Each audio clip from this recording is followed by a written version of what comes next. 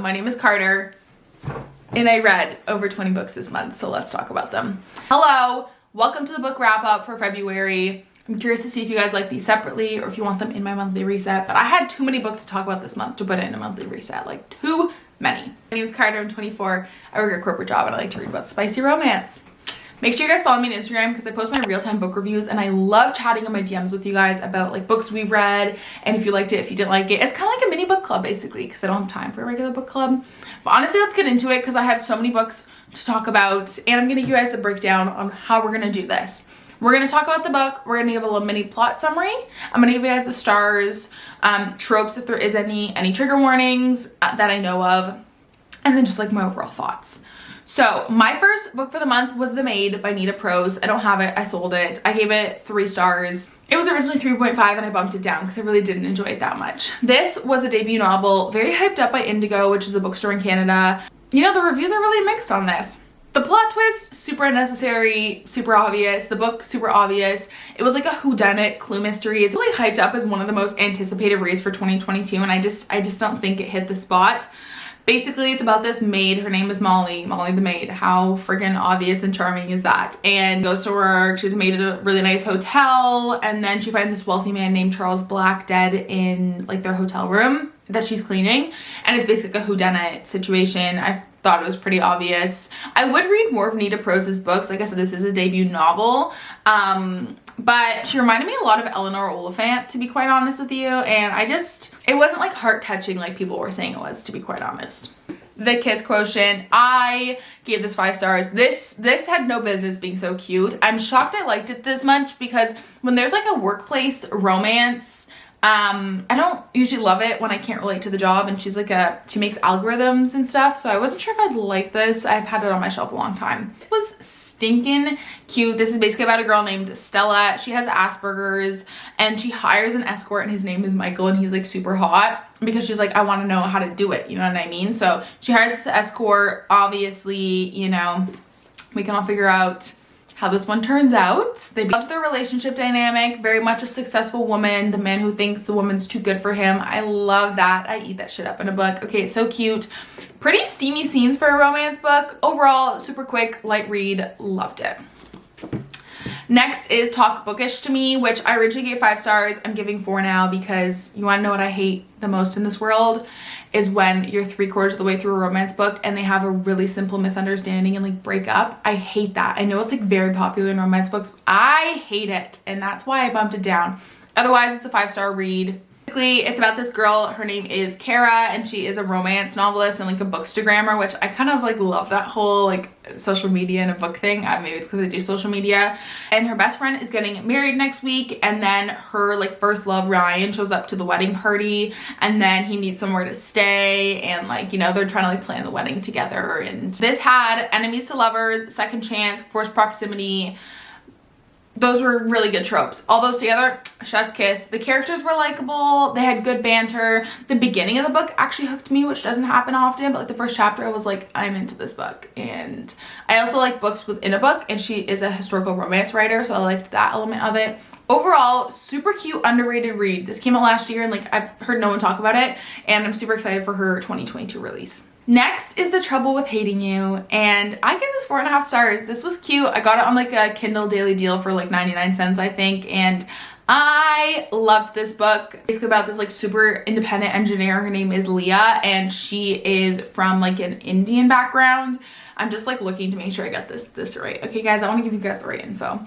And her parents set her up obviously for an arranged marriage and she walks out on it and the guy's name is Jay. He is a like hotshot lawyer. She hired a lawyer to save her company and it's Jay, and you know, one of those like, will she keep running or will she finally find love? I don't know. I thought it had no business being that cute for a Kindle daily deal. I literally loved it. Enemies to lovers, very slow burn. She's like a STEM badass girl and I just like really like her. There is a trigger warning for sexual assault in that, and there's also a second book which I also read and I'll talk about, but overall super cute book, very underrated as well.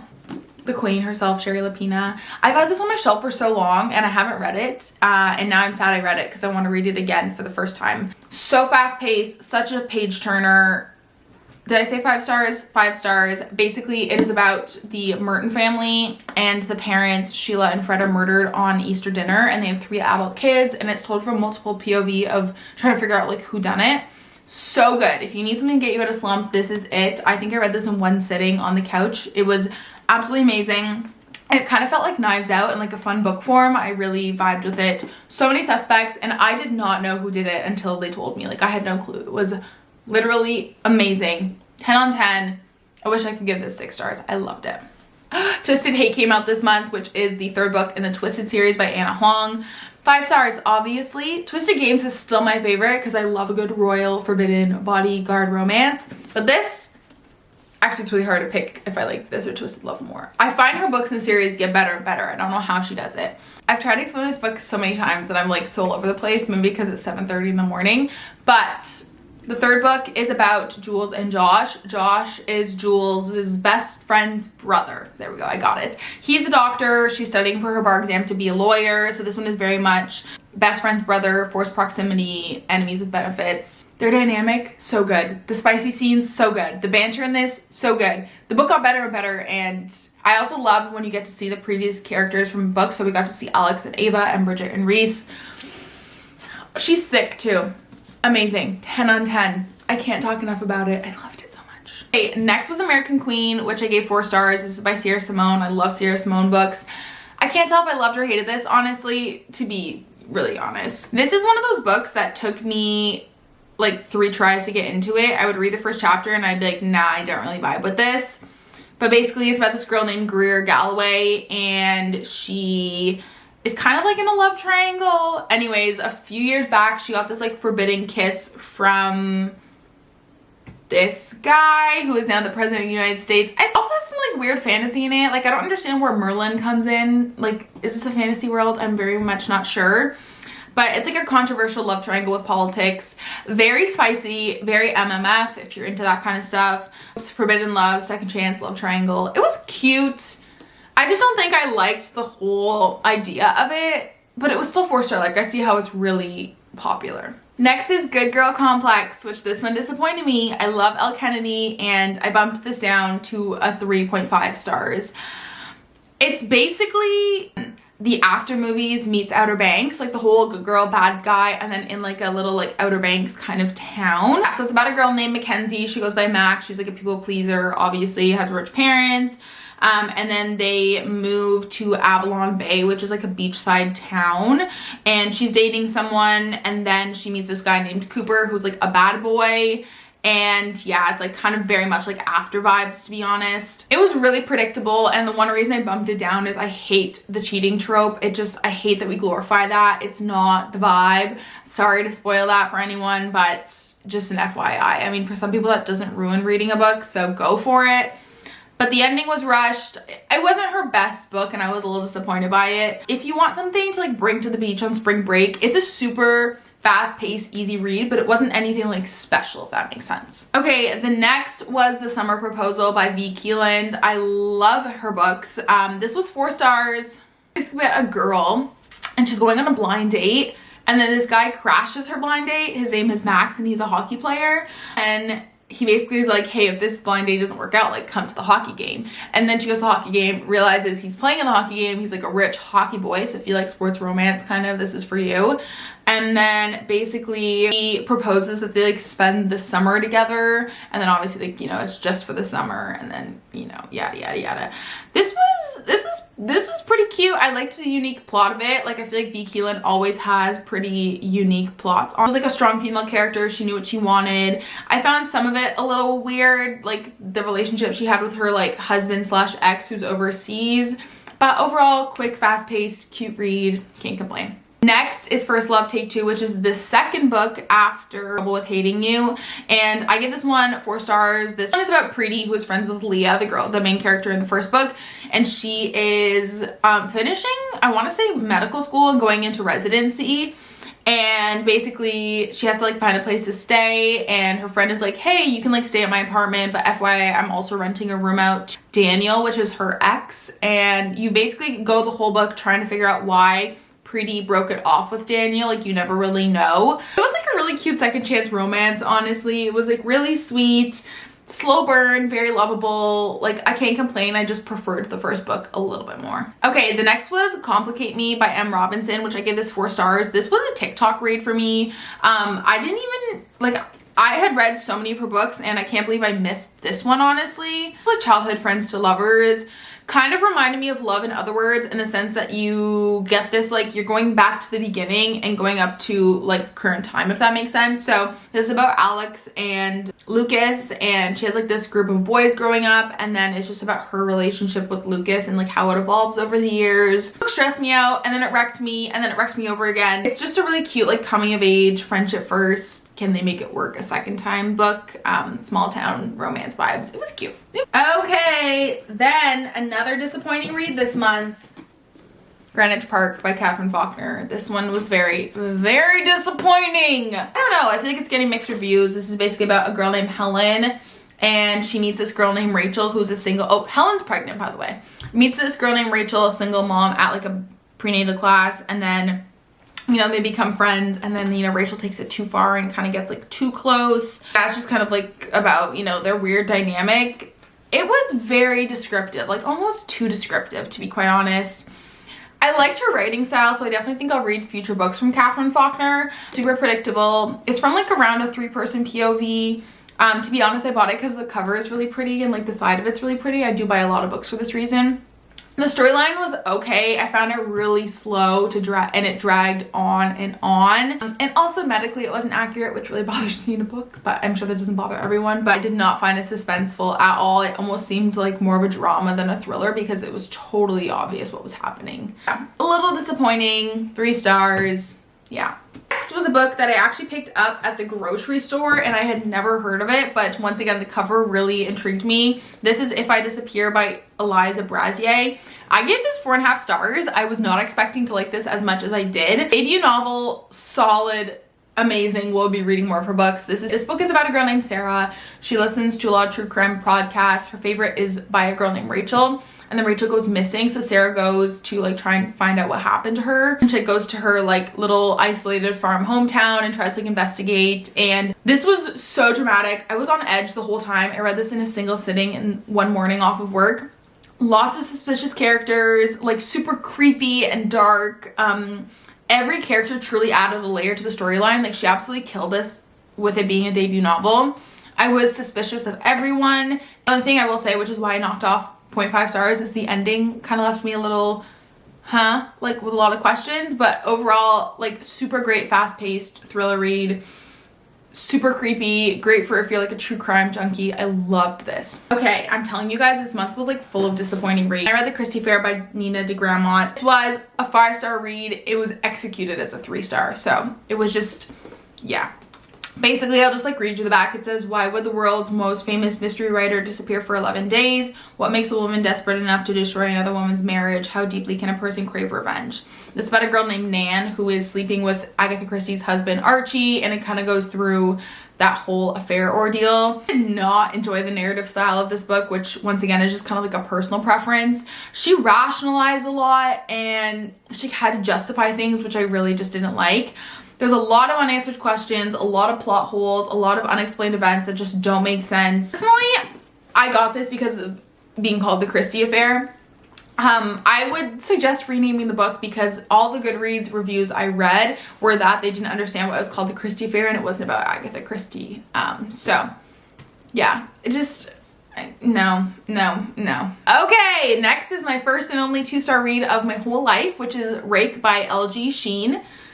This was a really, really weird book. It's gonna be okay because it's kind of like a royal romance, which I love. This is in the Boston Belle series, which I read the other books and this was just like the most disappointing. Basically, it's about a girl named Emma Belle. She owns a strip club, I'm pretty sure. This guy she's been hooking up with, his name is Devin, and he's basically got like a British royal title, and they like make an agreement to get married and have a kid for him to like get the title or something, which a typical like royal romance book. It was a weird plot. It was almost like thriller-like, to be quite honest. No relationship development, no chemistry. There was a lot of trigger warnings on child abuse and pedophilia and just sexual abuse, by the way. Yeah, it wasn't smutty. It was just like weird book. A little disappointed because I do really like L.J. Sheen. I've read a lot of her books, probably all of them, and this one really disappointed me.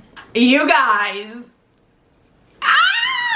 Neon Gods by Katie Robert. Oh my god. Okay, so you guys know I kind of slowly want to get into fantasy, and I've been trying to read books out of my comfort zone. Neon Gods is basically a modern retelling of Hades and I never know how to say her name. Persephone? Anyways, those two people.